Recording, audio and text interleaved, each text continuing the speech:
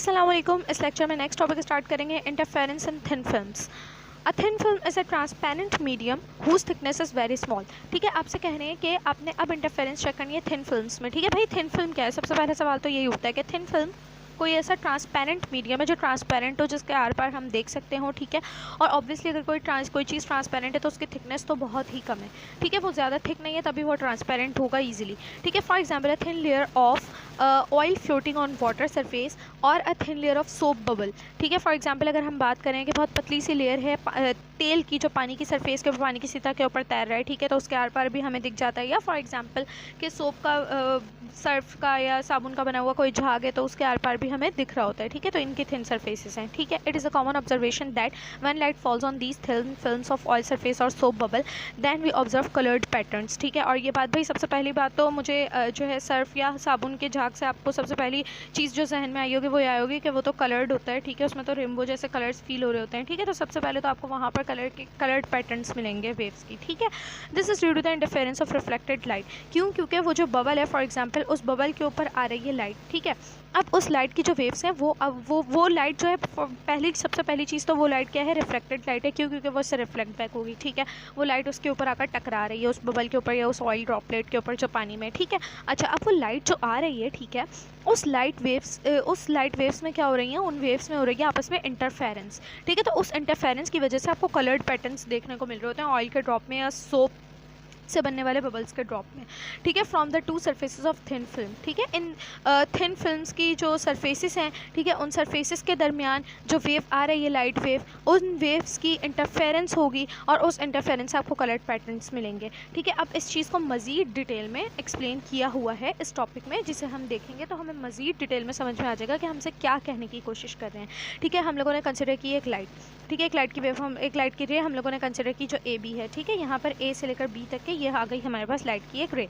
ठीक है, from a monochromatic source of wavelength lambda. ठीक है, मोनोक्रोमेटिक सोर्स है अगेन, क्योंकि हम लोगों ने कुछ शराइत पढ़ी थी, मोनोक्रोमेटिक होनी चाहिए, एक ही फेस पर होनी चाहिए, वगैरह वगैरह, कोहेरेंट होनी चाहिए।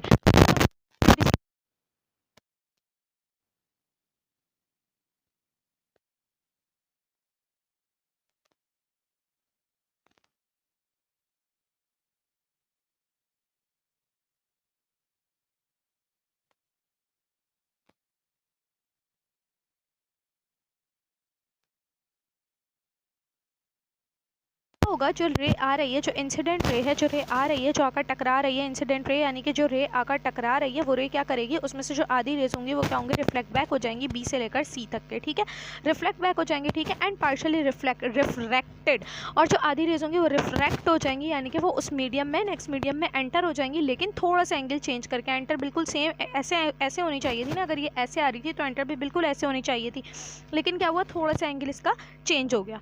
ठीक है, थोड़ा सा एंगल इसका चेंज हो जाएगा। ठीक है, रिफ्रैक्ट हो जाएगी मीडियम में। ठीक है, बी से लेकर डी तक के। ठीक है, ये रिफ्रैक्ट हो जाएंगे मीडियम में। ठीक है, अब आगे देखते हैं। At point D it is again reflected inside the medium along D E, and that at point A the ray refracted along E F. ठीक है, फिर अगेन अब ये वाली एज ए इंसिडेंट रे अगर हम कंसिडर करते हैं तो इसमें से भी कुछ मीडियम के अंदर ही रिफ्लेक्ट हो जाएगी, वापस से टकरा कर निकल जाएगी, और कुछ नेक्स्ट मीडियम में रिफ्रैक्ट हो जाएगी। ठीक है, कुछ नेक्स्ट मीडियम में एंटर हो जाएगी। क्यों? क्योंकि अब जो है ये इंसिडेंट रे है, ये इधर इस मीडियम के ऊपर आ रही है, बाहर वाले मीडियम में जो कि एयर है।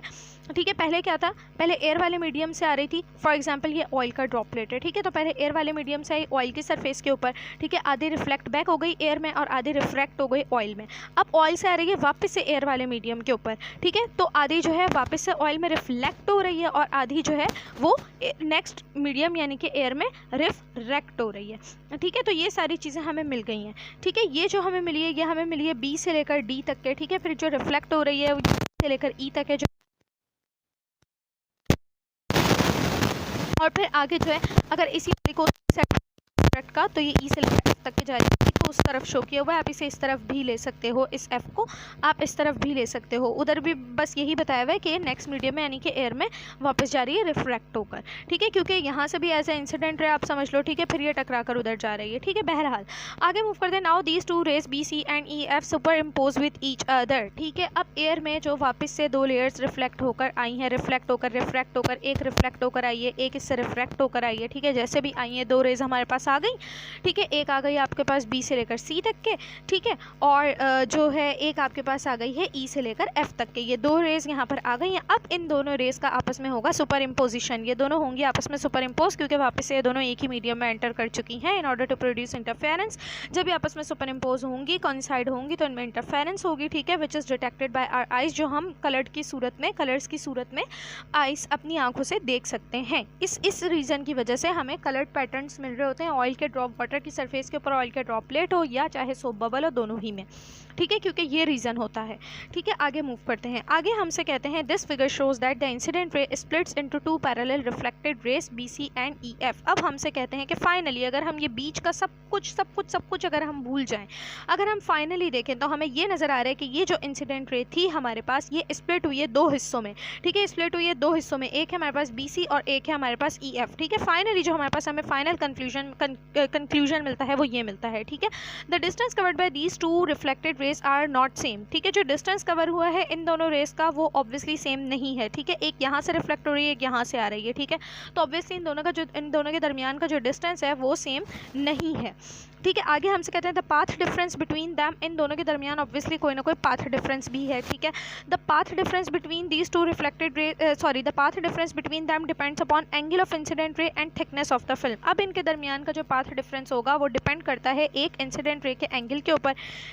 ये इंसिडेंट रे है, ये रिफ्लेक्टेड रे है, इसका एंगल निकालने के लिए, ये तो पूरा तो दोनों का एंगल हो जाएगा ना, ठीक है। तो सिर्फ और सिर्फ इसका एंगल निकालने के लिए हम लोग एक इमेजनरी नॉर्मल ड्रॉ करते हैं जो परपेंडिकुलर होती है सरफेस से, ठीक है। तो उससे हमें मिल जाता है कि इंसिडेंट रे का एंगल है और ये रिफ्लेक्टेड रे का एंगल है, ठीक है। तो इस तरह से ये जो है आपके पास की कितना जो पाथ डिफरेंस होगा डिपेंड करता है एक तो इस इंसिडेंट रे के एंगल के ऊपर और दूसरे इसकी थिकनेस के ऊपर। अगर इसकी थिकनेस कुछ ज़्यादा होगी तो आपको और थोड़ी दूरी पर मिलेगी, अगर इसकी थिकनेस कुछ कम होगी तो आपको और थोड़ा करीब मिलेगी, ठीक है। तो इसकी थिकनेस वगैरह इन चीज़ों के ऊपर और एंगल के ऊपर जो है ये डिपेंड करता है पाथ डिफरेंस, ठीक है।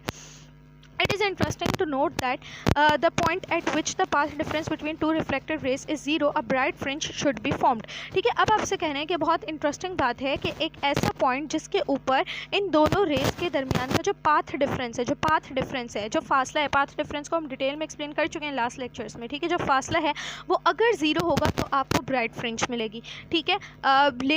लेकिन होता क्या है, देखो नॉर्मल जो फिनोमिना ये है कि अगर डिस्टेंस नहीं होगा, अगर डिस्टेंस कम से कम होगा तो आपको ब्राइट फ्रिंज मिलेगी, ठीक है। अगर डिस्टेंस जीरो होगा, पाथ डिफरेंस अगर जीरो होगा तो आपको ब्राइट फ्रिंज मिलनी चाहिए, bright fringe should be formed. लेकिन यहाँ पर इंटरेस्टिंग बात यह कि आपको ब्राइट नहीं डार्क फ्रिंज मिलती है इस सिचुएशन में।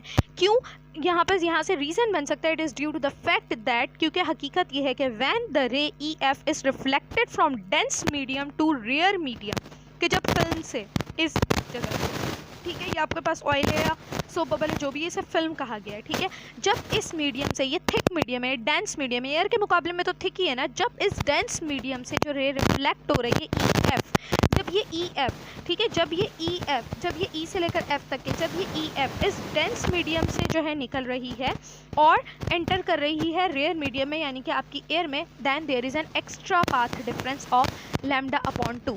तो यहाँ पर आप देखो, इसको बहुत ज़्यादा डिटेल में अगेन आपके सिलेबस में नहीं है, लेकिन जितनी चीज़ आपको बताई हुई उतनी चीज़ आपको पता होनी चाहिए, ठीक है।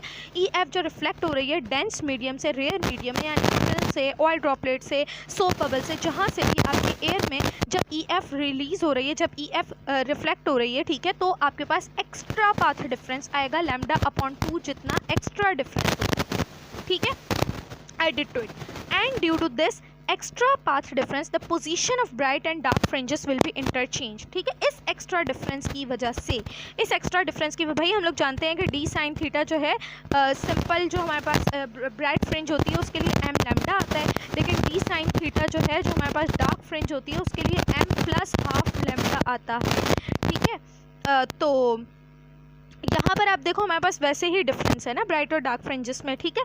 लेकिन अब अगेन पाथ डिफरेंस अगर हमारे पास मजीद आ जाएगा, पाथ डिफरेंस हमारे पास लैम्डा अपॉन 2 का मजीद पाथ डिफरेंस हो जाए, मजीद फासला आ जाए, तो इसकी वजह से क्या होता है, ब्राइट फ्रिंज और डार्क फ्रिंज की जो ओरिजिनल पोजीशंस होती हैं वो आपस में इंटरचेंज हो जाती हैं। इनके आपस में इंटरचेंज होने की वजह से जो ब्राइट फ्रिंज है उसकी जगह कौन ले लेता है, यहाँ पर इस केस में डार्क फ्रिंज ले लेता है, ठीक है। मैथमेटिकली इसको हम किस तरह से दिखा सकते हैं, फॉर ब्राइट फ्रिंज के लिए जो पाथ डिफरेंस आपके पास होता है वो होता है M lambda plus lambda upon 2। अब आप लोगों के जहन में सवाल आएगा, या अल्लाह ये कैसे आ गया? भाई ये ऐसे आ गया, बहुत सिंपल है, परेशान होने वाली बात नहीं है, ठीक है। हमारे पास क्या होता है, एम लैम्डा नॉर्मल है हमारे पास, ठीक है, D sine theta is equals to M lambda होता है ना, एम लैम्डा हमारे पास जो हम लोगों ने S2R निकाला था, आपको याद होगा, वरना जाकर दोबारा से लास्ट लेक्चर से लास्ट पेजेस से इसको टैली कर लेना, ठीक है। ब्राइट फ्रिंज के लिए एम लैम्डा आता है, ठीक है। हमने क्या बोला, हमने बोला कि क्या ऐड हो जाएगा, एक्स्ट्रा पाथ डिफरेंस ऐड हो जाएगा लैम्डा अपॉन 2 का, ठीक है। तो ये आ गया आपके पास m lambda plus lambda upon 2, ठीक है। नेक्स्ट मूव करते हैं, दोबारा देखना हमारे पास क्या आया, M lambda plus lambda upon 2। इन दोनों में से अगर मैं लैम्डास को कॉमन ले लेती हूँ, ठीक है, लैम्डा आ गया मेरे पास कॉमन, यहाँ पर मेरे पास क्या बच गया, एम, यहाँ पर लैम्डा तो बाहर चला गया, न्यूमिनेटर में कुछ नहीं बचा, तो क्या बचा 1 अपॉन 2, ठीक है। तो ये आपके पास क्या आ गया, एम प्लस हाफ लैम्डा, ठीक है। और एम प्लस हाफ लैम्डा किसका होता है, डार्क फ्रिंज का होता है। और हम लोगों ने क्या प्रूफ किया, लाइट फ्रिंज का प्रूफ किया, ठीक है। ब्राइट फ्रिंज में, बार बार पता नहीं क्यों ब्राइट के लिए मेरे मुंह से लाइट निकल रहा है, बहरहाल आप लोग समझ जाएं कि अगर ब्राइट फ्रिंज का फॉर्मूला एम प्लस लैम्डा है और उसमें अगर मैं लैम्डा अपॉन 2 ऐड कर रही हूँ, उसके बाद अगर लैम्डा कॉमन लेने के पास मेरे पास बच रहा है एम प्लस हाफ लैम्डा, तो ये है मेरे पास डार्क फ्रिंज का फॉर्मूला, ठीक है। लेकिन मैंने निकाला किससे है, ब्राइट फ्रिंज के फॉर्मूले से निकाला है। तो क्या हुआ, बेसिकली ब्राइट फ्रिंज की जगह किसने ले ली, डार्क फ्रिंज ने ले ली, और एम की वैल्यूज अगेन वही हैं, ठीक है। नेक्स्ट मूव करते हैं डार्क फ्रिंज पर। डार्क फ्रिंज का जो ओरिजिनल फॉर्मूला है आपके पास वो है एम प्लस हाफ लैम्डा, ठीक है। अब देखना, अब अगर एम प्लस हाफ लैम्डा से मैं क्या करती हूँ, फॉर एग्जाम्पल अगर मैं इस ब्रैकेट को ओपन करती हूँ, ठीक है, ये आपके पास हो जाएगा एम लैम्डा प्लस ये हो जाएगा लैम्डा अपॉन 2, ठीक है, लैम्डा अपॉन 2, ये लैम्डा एम से मल्टीप्लाई हुआ, एम लैम्डा आ गया, लैम्डा हाफ से मल्टीप्लाई हो गया, हाफ लैम्डा आ गया, lambda upon 2 plus lambda upon 2 minus lambda upon 2 cancel हो जाएगा, आपके पास क्या बच गया, एम लैम्डा बच गया। हम लोगों ने स्टार्ट किया किससे, डार्क फ्रिंज के फॉर्मूले से, ठीक है, डार्क फ्रिंज के फॉर्मूले से हम लोगों ने स्टार्ट किया, लेकिन एंड किसके ऊपर हुआ सॉल्व होने के बाद, ब्राइट फ्रिंज के फॉर्मूले पर, ठीक है। तो ये मैथमेटिकली भी हम लोगों ने प्रूव कर दिया कि इस केस में क्या होता है आपके पास कि जो ब्राइट फ्रिंज होती है वो डार्क फ्रिंज से, और डार्क फ्रिंज होती है वो ब्राइट फ्रिंज से इंटरचेंज हो जाती हैं, जगह ले लेती हैं, एक दूसरे की पोजीशंस ले लेती हैं, ठीक है। नेक्स्ट टॉपिक इंशाल्लाह माइकलसन इंटरफेरोमीटर हम लोग स्टार्ट करेंगे नेक्स्ट लेक्चर में। अल्लाह हाफिज़।